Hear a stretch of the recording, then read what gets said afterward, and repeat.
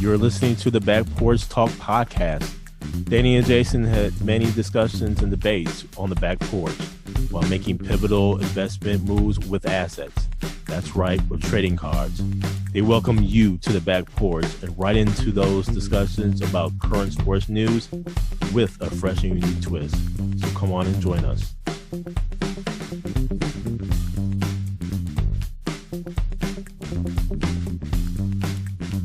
Welcome to the Back Porch Talk podcast. I'm your co-host, Jason. Your co-host, Danny. And fans, we have a fun show for you today. Look, we're going to talk a little bit about the NBA. We'll get into a little bit about the NFL. And then we have an interesting trading card scenario. But first, fans, the NBA. The NBA is going into the playoff season in where the play-in tournament has actually happened. These games weren't close, man. These games weren't close, man. I thought for sure we get at least one. We probably did get one decent game. The first started off on Tuesday, and where the Brooklyn Nets dominated really the Cleveland Cavaliers and for a good part of the game. But Cleveland decided to come back. But I don't think there was ever a question of who was going to win here. 115-108, Brooklyn wins. They move into the 7th seed, and that bumps Cleveland down to the play-in game, which is happening on Friday. On the same night, on Tuesday, the Los Angeles Clippers played the Minnesota Timberwolves, and this game was actually a good game. Yes. We had a question earlier about who would we actually take. Would we take the likes of LaMelo Ball? Or would we go ahead and take Anthony Edwards? Let me just say, this is one of my first real opportunities to sit and actually watch Anthony Edwards play. Hey, man, he's the truth, man. Told you. He's the truth, man. He is the truth. I was like, oh, my gosh, he can shoot too and got strength. Oh, my gosh, man. And got some hops, and he's quick. Yep. And fast. And a decent handle. Man, I was like, golly. Hey, man, I had to rethink that question. While I was looking at this game, I was really looking at, I was like, man, I'm going to have to really rethink my response to that LaMelo Anthony Edwards decision there. Anthony Edwards kind of reminds me of a bigger version of Russell Westbrook. A bigger version of Russell Westbrook who has that mentality, who has the strength, who can shoot a whole lot better.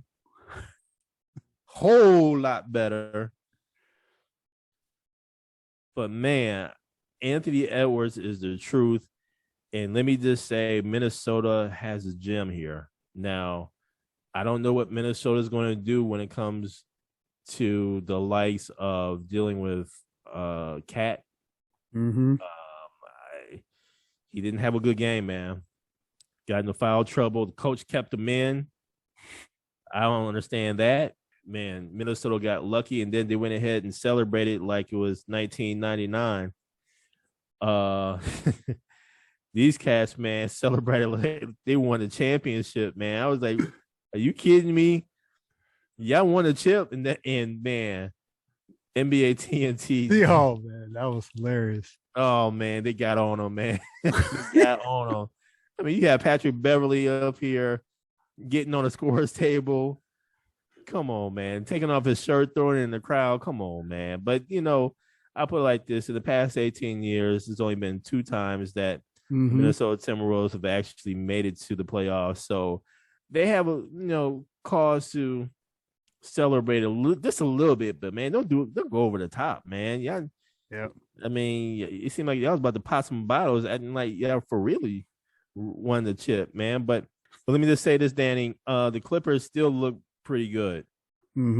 I would just say that Paul George, he did show up 34 points in 41 minutes. Yep. And Reggie Jackson only has 17 points in 42 minutes. Man, I think the Clippers are going to be okay.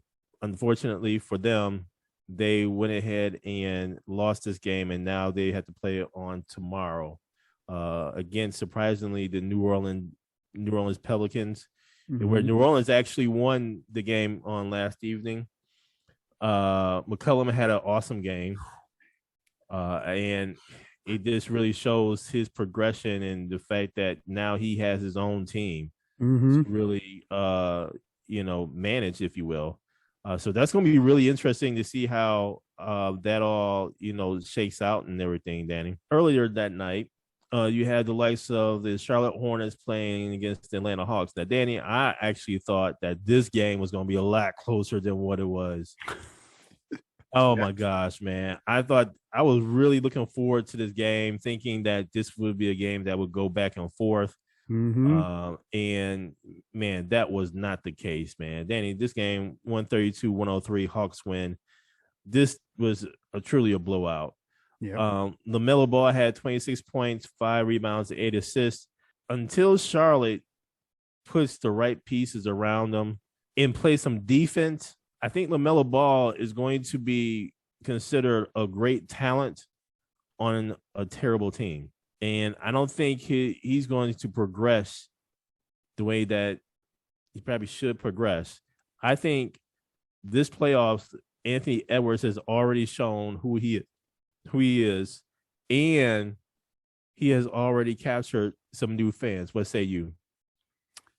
Jason, real quick, run down the games. That Nets-Cavs game, not much to say there, but Brooklyn, that's going to be a great series with Boston. I don't know how much it's going to take for Brooklyn, though, because they're going to need KD and Kyrie to play a ton of minutes. Every single game, man. Golly. Yes. Their bench was non-existent in that game on Tuesday night. So, man, KD and Kyrie pulled it out for them. That Cleveland Hawks game tomorrow night, man, Atlanta, they might have a good shot of doing some things against Miami. If they look like that team last year that made that run. They haven't looked like, we talked about this a couple weeks ago, where they're starting to get hot. And they're deep. They have a deep squad. So I'm very curious to see. First, they got to beat Cleveland, and that's not going to be an easy game because it sounds like Jared Allen's returning for that game tomorrow night. So if Atlanta wins, though, I'm very curious, and I don't want to have that recency bias just watching them last night and these last few weeks, but they look good, and they are deep. So they're poised for a playoff run. Granted, they run into the Miami Heat that first round, but they can do some things. And DeAndre Hunter, man, he played his butt off last night. He was balling. Yeah. And then moving over to the West really quick. I told you about the Anthony Edwards. And he's, like I said, he's still raw.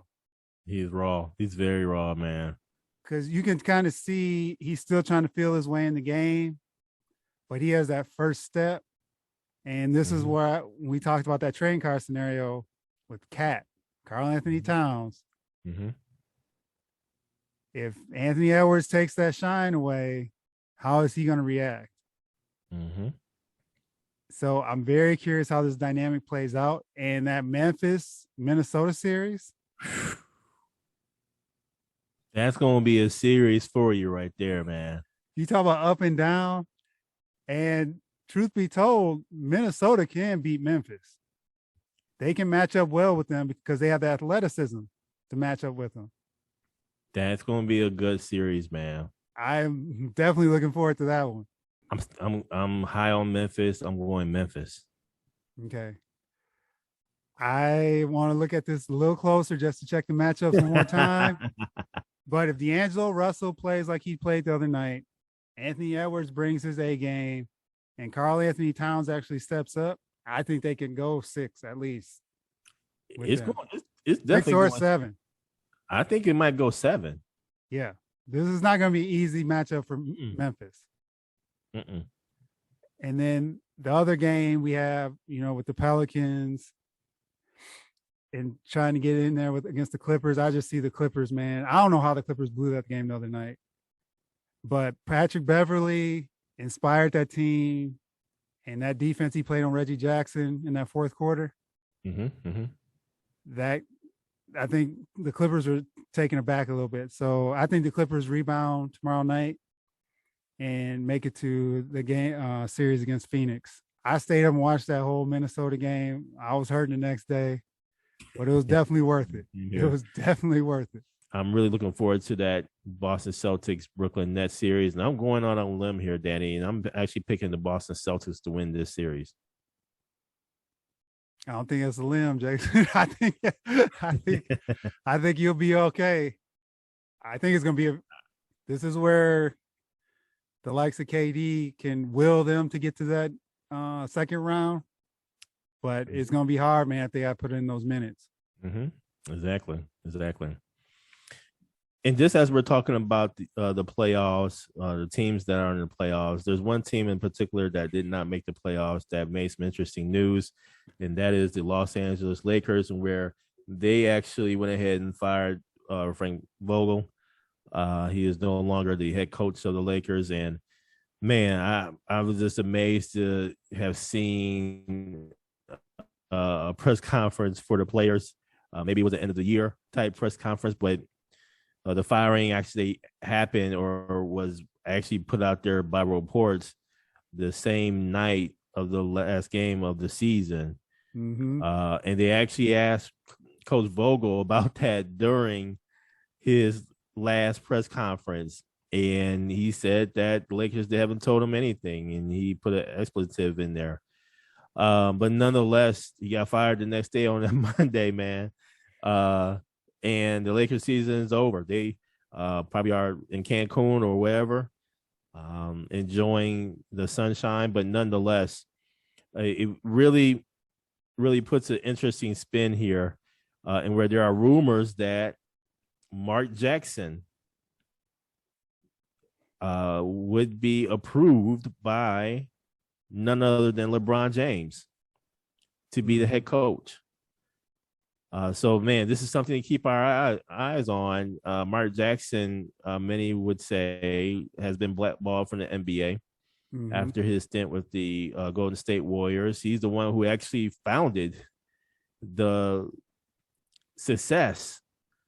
current success of the Golden State Warriors, and more importantly, founded the Splash Brothers. He told us before we knew that the Splash Brothers would be possibly the best backcourt duo in NBA history. And boy, he's up there. He may be right. He may be right. But Danny, your Lake Show,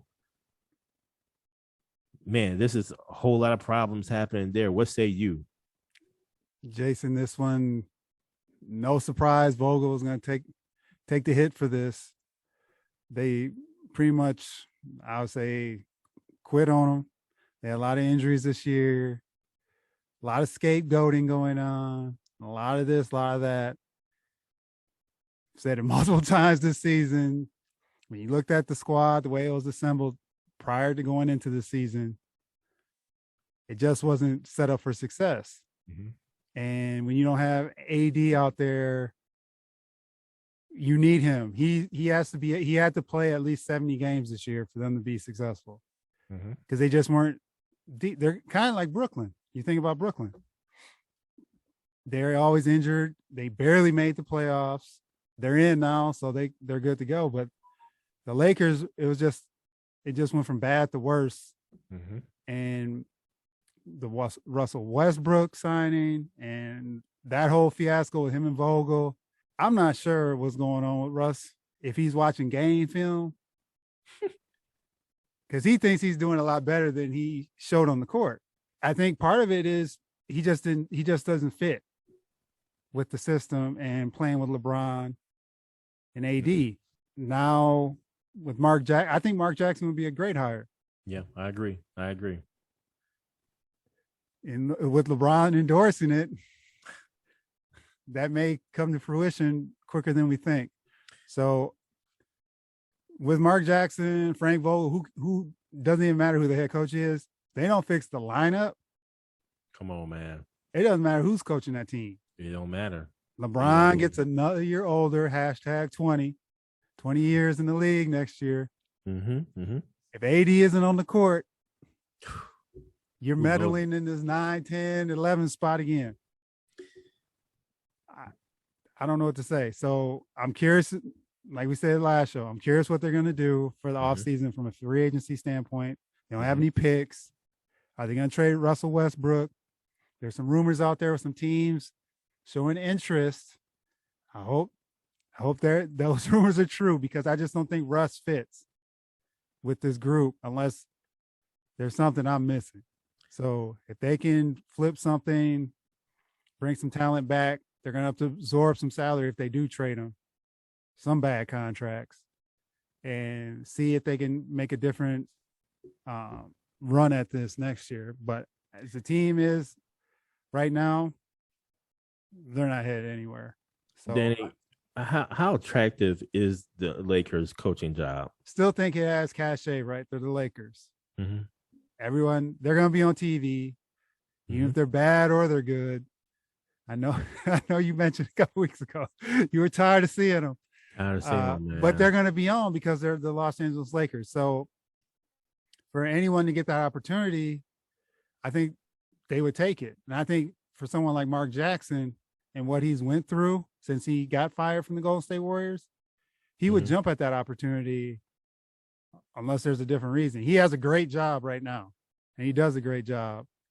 But this may be his opportunity to work with LeBron and bring himself back into the NBA coaching fold and see how it goes from there. But like I said, if you don't have AD out there, I think with Mark Jackson, he has that motion type offense. I mean, think about the Golden State Warriors and how they played. But I think Mark Jackson is smart enough to say that system would not necessarily work with this team because they don't have any shooters.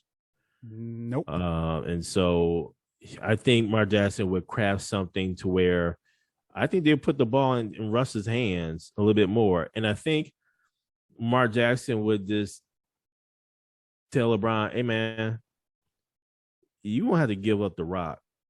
In order for Russell to be Russell, LeBron's going to have to give up the rock a little bit here, man. Now, that's if LeBron accepts that role. They're both ball dominant, man. Yeah. Will something has to give. If they're going to keep Russell Westbrook, something has to give. And I think they need to go back to that conversation that they had before Russ came aboard. They're going to have to revisit that conversation. I don't know who else was in the room. I don't know if it was just those three. Russ, LeBron, and AD. Excuse me, and the AD. Yep. But they're going to have to revisit that conversation. And if it doesn't work, I can see the Lakers possibly trading Russell in the middle of the season. If they find a good trading partner. Yep. So we'll see. And Danny, now on to this little HBCU talk, and I have to send congratulations to Jackson State University women's basketball team in particular, for one of their very own getting drafted, and that person is none other than Ameshya Williams-Holliday, who was drafted with the 25th pick to the Indiana Fever. And so, man, this is just a great moment in HBCU sports history, especially HBCU women's basketball. This hasn't happened since 2002, in where a women's HBCU basketball player was actually drafted. And so, man, this is a special occasion. Wish her nothing but the best. It seems like it's going to be a great competition to get on the roster or to get a spot. And so I'm anxious to see how that goes, man. And I will actually be watching. I really want to cheer on Ameshya here to make the team and really be a great influencer in the community, but then also someone who can add value on the court for the Indiana Fever. What say you, Danny? Congratulations to Ameshya. And the other thing was she was the second highest drafted HBCU women's player ever. Mm-hmm. Mm-hmm. So kudos to her. She had a great season, great career. And yeah, look forward to seeing her on the court. It was interesting too, Jason, with the WNBA draft. The Indiana Fever had a ton of picks. Yeah. I saw that. I saw the preview show on Saturday. It was like Indiana Fever 2, Indiana Fever 4, Indiana Fever. They had a ton of picks. So for them to use one of them on her is awesome. And I'm curious now, because JSU went on the run. Jackson State went on the run this year.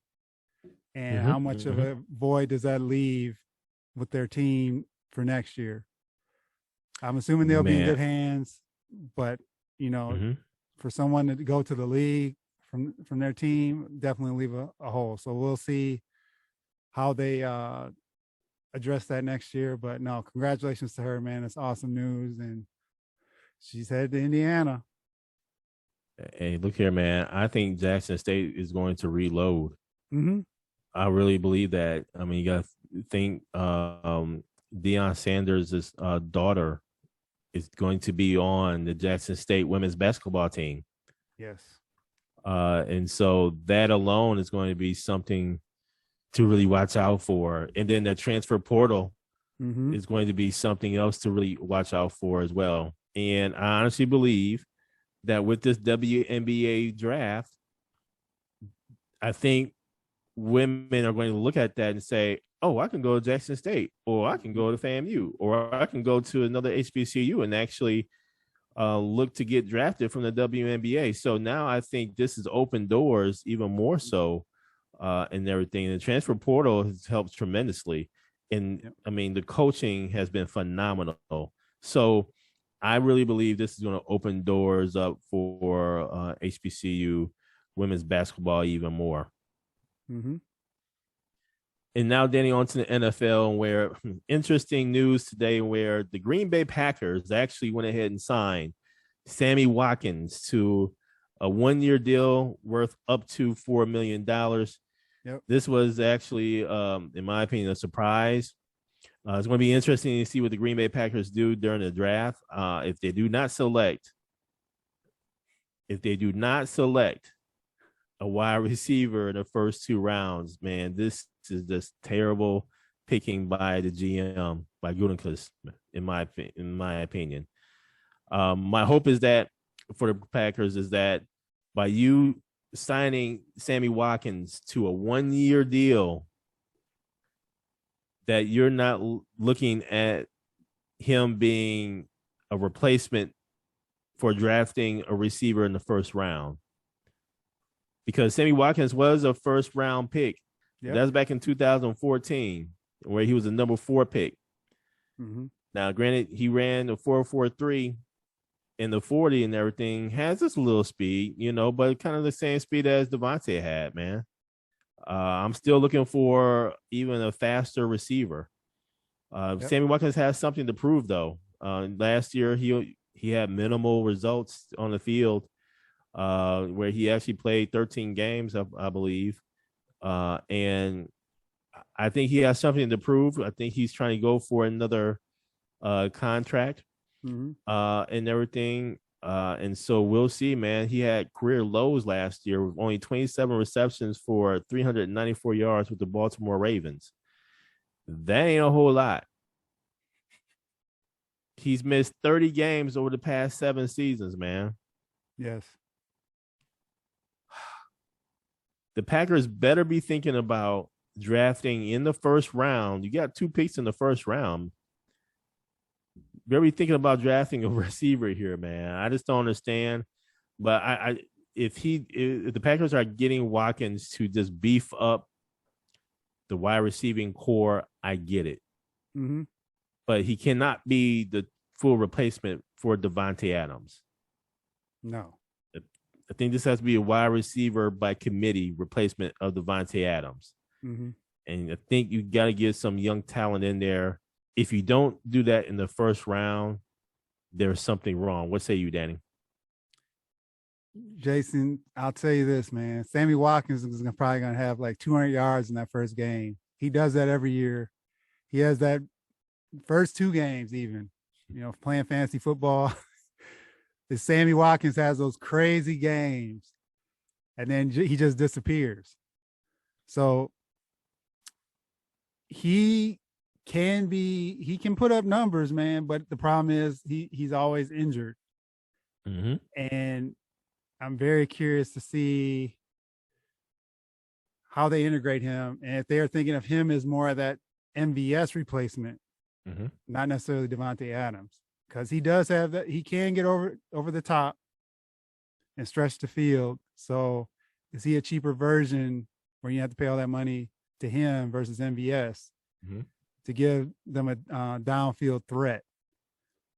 So for $4 million, not bad. I wish Atlanta would have threw $4 million at him just to have him, just to have him there. Mm-hmm. But he's one of those players where he can put up crazy video game type numbers and then he just disappears. So it's a consistency thing with Sammy Watkins and them just being on the field. I think it's a great pickup, but yeah, if they don't pick a receiver in that first round, yeah, then there's other issues. I don't see them not getting a receiver. I think they have to. Mm-hmm. So I think it was a good pickup for $4 million, up to $4 million. It sounds like it's an incentive-based deal. And he's a veteran, so he knows what he needs to do. He just needs to be on the field and be consistent. And now, Dan, we have an interesting trading card scenario. Who we got? Our discussion about Mark Jackson and Russell Westbrook. We have Mark Jackson's 1988 Fleer rookie card for Russell Westbrook's 2008 Upper Deck rookie card. Couple quick bios. Mark Jackson was the 18th pick out of St. John's by the New York Knicks back in 1987. One-time All-Star, was the Rookie of the Year. Career averages of 9.6 points, 3.8 rebounds, and 8 assists. Russell Westbrook, 4th overall pick out of UCLA by the Seattle Supersonics, who then moved to the Oklahoma City Thunder. In 2008, 9-time All-Star, 2-time scoring champ, 9-time All-NBA, 75th anniversary team. Career averages 22.8 points, 7.4 rebounds, 8.4 assists. Jason, who do you want in your portfolio? Danny, this was a tough one, actually, man. I ain't gonna lie. This was a lot tougher, man. I think because my disdain for the percentages, the field goal percentages of both Mark Jackson and Russell Westbrook. Pass, dribble, and shoot. That is the 3 focuses in basketball, man. Pass, dribble, and shoot. And Russell Westbrook sure can't shoot, man. Hitting side of the backboards, all that stuff, man. But in the midst of that, Westbrook has averaged a triple-double, not once, not twice, but 3 times in his career, man. Yes. And that says a whole lot. That says a whole lot. Now, granted, one can argue how he got the triple-doubles and how he averaged the triple-doubles. I mean, this is be real. I mean, there's many times in where the players, his teammates, actually just allow him to get rebounds and everything. I mean, he was stat chasing. This is be real, man. But I'll say this, field goal percentage wise, with regards to Mark Jackson, that was back in an era in where it was a lot more physical.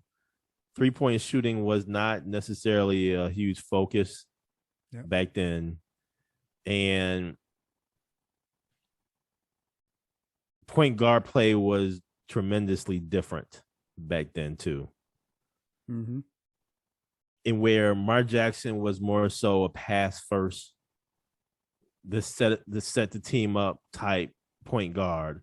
So this was a difficult decision. It still is a difficult decision. One thing that you did mention, Russell Westbrook did get drafted by the Seattle Supersonics, who are no longer in existence, but I can see them possibly coming back in an expansion. I can tell a story about the Seattle Supersonics. And with that, I hate to say this, man. I really do, because I'm thinking about a guard who can actually set up a team versus an aggressive guard who can't shoot worth a damn. And let me just say this about Mark Jackson, man. Mark Jackson, when he played with the Pacers, I could tell a story too about how the Pacers and Knicks would just go at it. And Mark Jackson would be in the ear of Reggie Miller, pumping him up, getting him hyped, getting him ready for the fight between the Pacers and the Knicks. The intangibles that you don't see on the court, Mark Jackson definitely has. Yep. But I'm gonna have to go with Russell Westbrook's rookie card, man. Because when you talk about the value of the card, I mean, he averaged a triple-double 3 seasons, and he's part of the 75th overall team. And but if you were to ask me on the playground, who would I want? I'm taking Mark Jackson all day, man. What say you, Danny? That 1988 Fleer set, 88, 89 to be specific, was one of my all-time favorite sets. That's where we more or less got introduced to the card game. We were in it, but we went heavy on that year. We were at the stores, at the car shops. A lot of memories, man. A lot of memories. Yep. So this one makes this one tough, just from the simple fact of nostalgia. But then I look at the players themselves. Mark Jackson, facilitator, leader, hard nose, wouldn't back down from anybody. Wasn't the quickest. He couldn't shoot the best. But you want him on your squad. Yep. Because you knew he would make the best decision possible, facilitate, he could run the plays, so on and so forth. He wasn't going off script.